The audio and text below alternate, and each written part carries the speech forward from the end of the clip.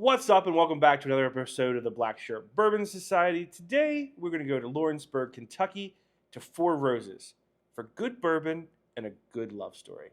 Let's get drinking.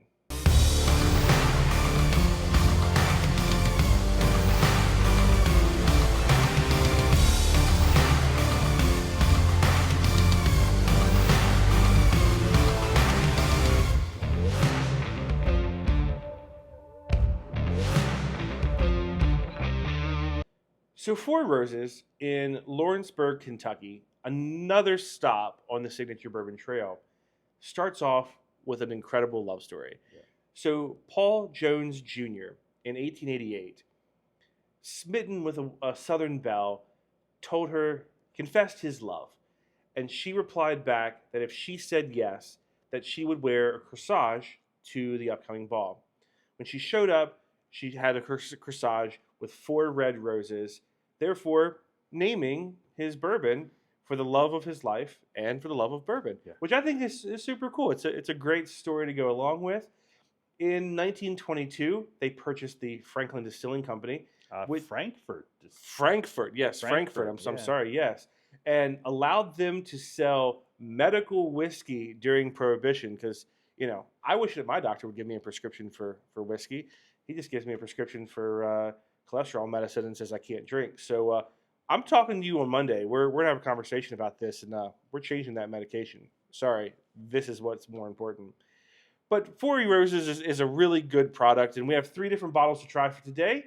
So without further ado, let's start talking about it. Yeah, fantastic. So we had a great experience there at Four Roses.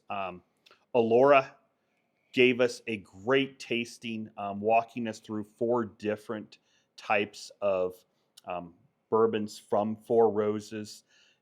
I just love that name, Alora. We were talking talking to her about her name when we were there, but she did a fantastic job. So picked up this Four Roses bottle at Costco a couple months ago, and we've actually used it in one of our cocktails. Yeah, the Cherry Bourbon Bounce coming for President's Day. So keep your eye out. But the small batch and the single barrel we picked up there in Lawrenceburg. So we're going to start off with the Four Roses Bourbon. So it's going to be aged minimum of 5 years. It's lower on the proof, so 80 proof. Little bit lighter, maybe that straw color. Yeah, I would say straw. Yeah. On the nose, there's so much honey and sweetness there. Yeah, definitely. But there's also a hint of spice. Yeah, you smell it. Mm.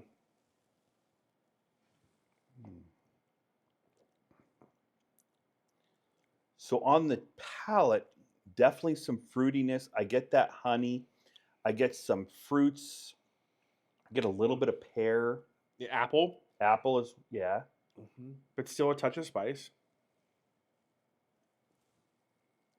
Definitely that spiciness to it. And it's that spiciness is kind of like a clove. Yeah. Yeah, not a rye spice or baking spices too much, but definitely some clove. Now, we did our first Kentucky Bourbon Trail episode a couple weeks ago with Town Branch, and you spilled it all over yourself. Yeah. So are you doing all right this time? I'm fine. I'm dry now, so I think we're okay. Mm-hmm. It has a really smooth finish. It does. It really has a long, smooth finish there. And just, for an entry-level bourbon, it is a great start to the Four Roses products. Yeah, agreed. Very much so. Okay, we will be right back for our next Four Roses product. All right, number 2 of 3 for the Four Roses collection today is their small batch. It's a 6 to 7 year product, and let's get into it. Yeah, so 90 proof, a little bit darker than the original Four Roses bourbon. I would say a little bit slightly lighter than the amber. Yeah, but like a light amber. Mm-hmm. Yeah, but definitely darker than the straw. This is a little bit higher in proof too, isn't it? It is 90 proof. 90 proof. Excellent. Yeah. So definitely get the caramel on the nose. Maybe some oakiness. There's definitely oakiness to it Mm. and a sweetness. Oh, there's a sweetness.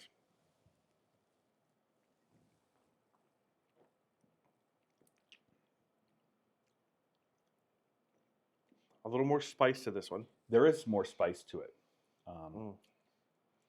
but still, so smooth. It is. Maybe that clove, the sweetness. I think when I gets on the palate is maybe some berries. Yeah, I think there's definitely something there.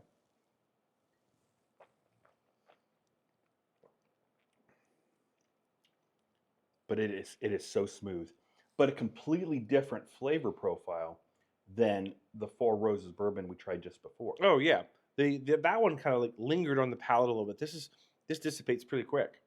But very good. Soft on the finish. Yeah. No. Yeah, very good. Very, very good. Very good. All right, we have one more to try. We will be right back. Number 3. This is the Four Roses single barrel, and this is a OBSV, which I don't even know what that means. So explain. So it was really cool. When Alora did our tasting, she walked us through the 10 different recipes that Four Roses has. Wow. So they have, so O is on site. So everything's O. Then the second is their mash bill. So we're going to be doing the OBSV. So B is their high rye bourbon. S, every one of their bourbons is S, so it is straight whiskey. Okay. And then their V is one of 5 different yeasts that they have. So the V is going to be that delicate fruit yeast that they use. But they have 5 different yeasts. So with the 2 mash bills and the 5 yeasts, they have 10 different recipes, which I think is really cool. And I know we're going to be just trying this single barrel, but as we've tried all 3, they have completely different flavor profiles, both on the nose and the palate. Oh, yeah. I would love to know what the yeast strains are on these. And I'm not sure if there's a way for us to find that out. But yeah, like you said, it's completely changed the taste in a relatively similar product. It's crazy. So for people who say that all bourbon tastes the same, you're full of shit. Every bourbon is different. Even the same mash bill bourbons taste completely different, and this is proof of that. But I would say that 2.5 years ago, when we started this adventure down, getting more familiar with bourbon and rye, I don't know if I could have. I could definitely, I think, tasted the differences a little bit, but now my palate has definitely expanded to be able to get a better idea on how to taste these. So just give it some time, because your palate will develop as you try different bourbons and different ryes and different whiskeys. Yeah, and I think that is what you said. Different. Different is the operative word on. Don't sit down and just drink one thing all the time. Experiment. Go to your local bar and try what they have, on selection, and see what you like and don't like. That's what we've been doing, and it really has opened our eyes and palate to everything that's out there. And I think the Advent calendar was fantastic for that, to be able to try all different products from all over the world, to be able to see what we liked and what we didn't like, but also even trying different recipes within different bourbon profiles, like with the Four Roses products. Yeah, agreed. Yeah. So if we look at this one, I think definitely a dark amber. Well, also, yes, dark amber for sure, but it's like, 7 to 9 years, so it's a little bit of an older product, so it should be darker. Now, we're also looking at 100 proof for this single barrel, so 7 to 9 years aged, 100 proof. Oh. So I get a lot of maple syrup on the nose. Oh, yeah. Maple, vanilla, some dried spices. Definitely get some dried spices there. Mm.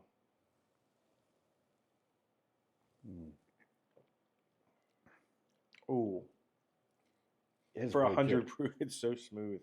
So there's a fruit flavor there, plum flavor, little bit of cherry. I get the cherry. I don't get the plum. I definitely get the plum. I get the plum on the front, and then the cherry on the back as I'm tasting it. Definitely get the vanilla there. Mm-hmm. Mm. It hits you with that 100 proof. It does. I mean, it's definitely there, but it's not a sharp attack. No. It's so good and smooth. And again, like similar spices to the other products, definitely that clove spice, I think, there. Mm-hmm. But a completely different flavor profile yeah. than the other two that we tried. Yeah, that's very good. Yeah. Very good. I still feel it on my tongue. That 100 proof is lingering on the tongue, but not terrible. This is so good. No, it's very good. And Four Roses has great products, and I'd actually like to try some more of their different recipes. Yeah, I would love to. Yeah, I think that'd be great. So, yeah, Laura, you did a great job on the tasting with us, and looking forward to trying some more Four Roses products. Yeah, hopefully this spring we will get down there and do another tasting, which would be incredible. Question of the day. For those who've been to the Bourbon Trail, what is your favorite distillery? What has been your favorite distillery in the Bourbon Trail so far? It's a great question, and I think some of them have been a little bit different. I really enjoyed the tasting experience when we went and did both Bullet. Bullet did a phenomenal job on their tour and their tasting. Woodford was great to visit. I've been to Makers now twice. They've had a great different tasting as well as tour. And it's funny that both times we've been to Makers, we actually had the same tour guide for both times. Oh, that's cool. Which was really cool. But I think they're all unique in their own right. This Four Roses tasting experience was really good. So it's tough. We did an Evan Williams event last year where we actually did a charcuterie experience with our bourbon tasting. Oh, and that's cool. I'll be honest with you, that was probably the highlight of the ones that we've done, with doing the charcuterie with the bourbon tasting with Evan Williams. They brought in a local chef, and she did a phenomenal job. So what I'm hearing is maybe we should introduce another segment about food and bourbon. I think that would be a great idea. I think that would be awesome. Yeah. All right, guys, if you enjoyed this episode, please like, comment, and subscribe. Until next time, happy drinking.